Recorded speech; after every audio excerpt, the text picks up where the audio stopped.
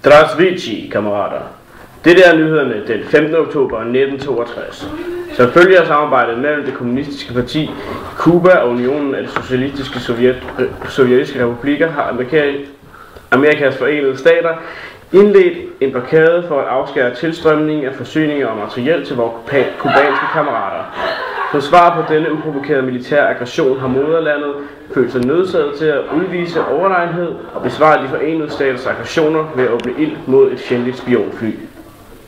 Første sekretær i det kommunistiske parti, Nikita Khrushchev, udtaler: De amerikanske militære styrker under ledelse af kapitalisten John F. Kennedy har udvist mangel på respekt og agtelse over for moderlandet og dets kammerater. Vores eneste mulige reaktion har været at indlede en modoffensiv i socialismens og moderlandets navn. Jeg lover, at denne ugerning fra de Forenede Staters side prompte vil udløse yderligere udstationeringer og oprustninger på Cuba. De Forenede Stater har krænket vores tillid, og dette vil vi ikke lade gå ubemærket hen.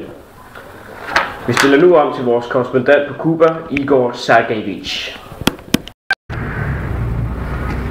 Spasibo, Sergej. Her på Cuba er der skræk og rædsel i gaderne, og sukkeret flyder.